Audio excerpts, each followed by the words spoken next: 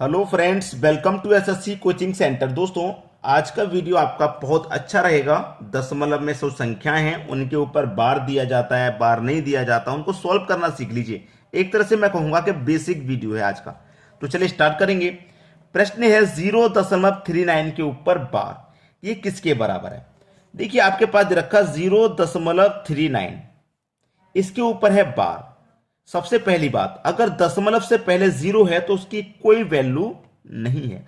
अगर दशमलव से पहले कोई संख्या है, जैसे एक है चाहे दो है, तो इसकी वैल्यू मानी जाती है, इसकी वैल्यू भी होती है, लेकिन जीरो की कोई वैल्यू नहीं है। ठीक है, तो यहां पे हमारे पास क्या है फिर 39। 3 और 9 दोनों के ऊपर बार है, तो बट्टे में दो 9 आ जाएंगे।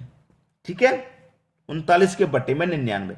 अगर ये किसी संख्या से कट सकता है तो कटा दो। 3 एक कम 3, 3 त्रिक का 9, ये कटेगा 3 त्रिक का 9, 3 त्रिक का 9, यानी कि 13 के बटे में 99 आपका आंसर हो गया। 13 के बटे में 99, 13 के बटे में 99, बी ऑप्शन आपका बिल्कुल सही जवाब।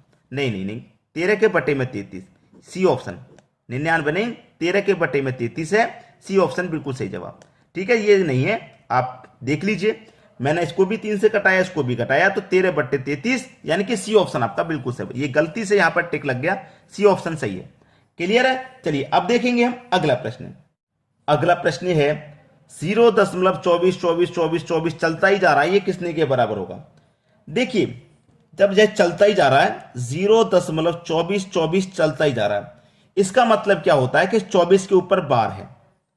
भाई, बार किसी संख्या के ऊपर क्यों लगता है कि वही संख्या रिपीट होती जा रही है, रिपीट होती जा रही है, तो हम उसे बार बार ना लिख करके, जब कोई संख्या बार बार रिपीट होती है तो उसके ऊपर बार का साइन लगा दिया जाता है। ठीक है, अब इसको सॉल्व कर लेते हैं। 24, 2 और 4 दोनों के ऊपर बार है, तो बटे में 2 9 आ जाएंगे। अगर ये किसी संख्या से कट सकता है तो कटा दो, नहीं कटेगा तो छोड़ दो। कटाएंगे 3 से, 3 अट्ठे 24, 3 से कटाएंगे 3 त्रिक का 9, 3 त्रिक का 9, यानी कि 8 के बटे में 33 है। किसी ऑप्शन में क्या 8 के बटे में 33? बी ऑप्शन में है। यही है आपके प्रश्न का बिल्कुल सही जवाब।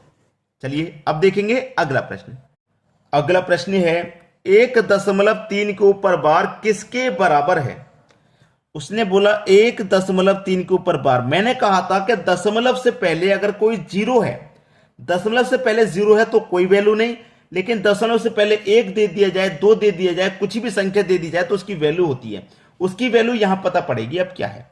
ठीक है, देखिए, 1 दे रखा है ना दशमलव से पहले, तो इस 1 को लिख लो, और दशमलव के स्थान पे आता है प्लस। याद रखना, दशमलव से पहले जीरो है तो कोई वैल्यू नहीं।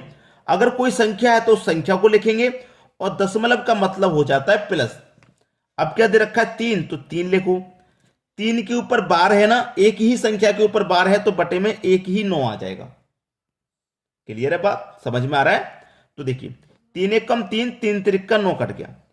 3 का गुना 1 में करो, 3 हो जाएगा। 3 में जोड़ेंगे 1, 4 हो जाएगा। इसका मतलब 4 के बटे में 3, 4 के बटे में 3।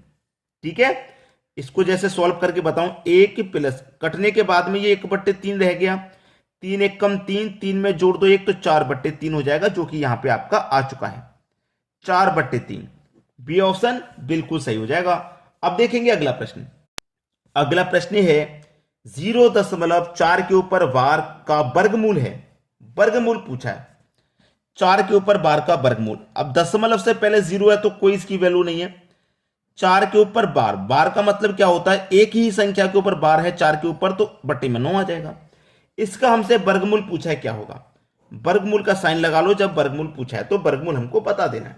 ठीक है, अब देखिए, इसका हम वर्गमूल बताएंगे तो इसका वर्गमूल क्या हो जाएगा? सबसे पहले 4 का वर्गमूल आप निकालेंगे तो 2 होता है, 9 का वर्गमूल निकालेंगे तो 3 होता है। होता है कि नहीं होता?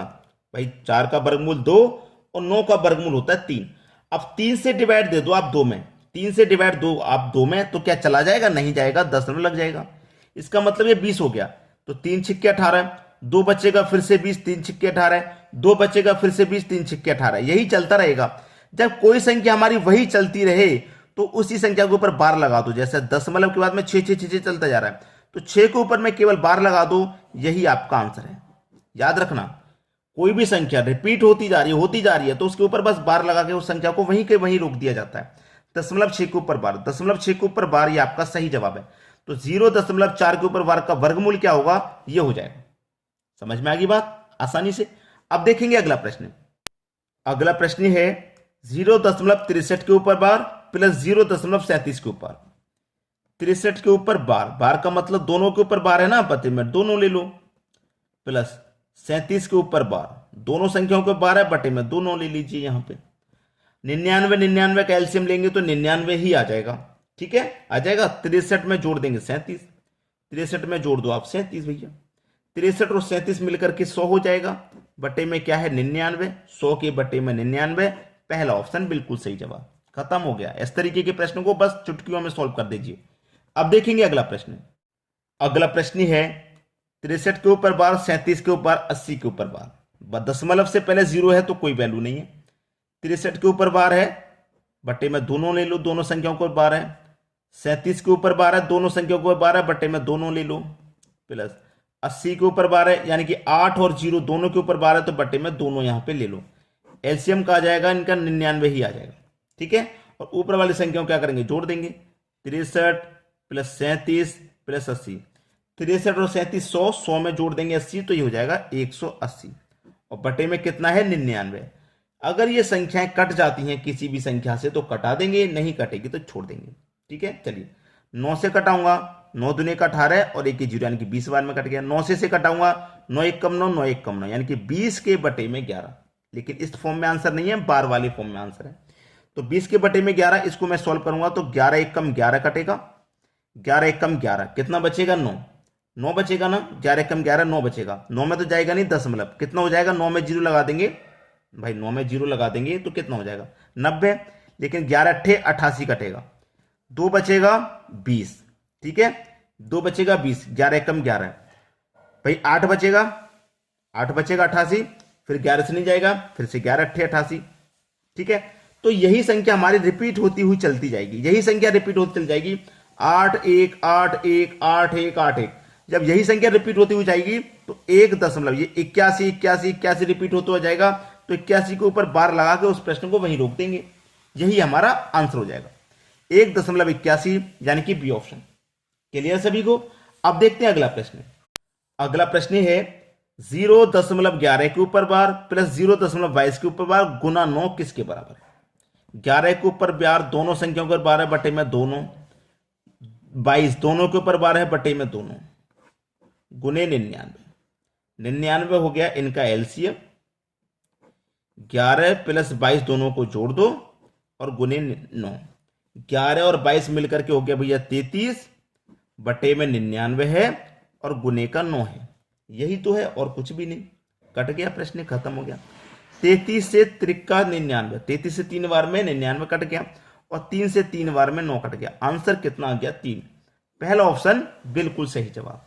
सभी के समझ में प्रश्न आसानी से आ गया होगा। ऐसा नहीं है मैं समझाने में अधिक समय ले रहा हूं, जब प्रश्न में ऐसा कुछ है ही नहीं तो फिर मैं अधिक समय क्यों लूंगा। ठीक है, सभी के समझ में आ गया। धन्यवाद।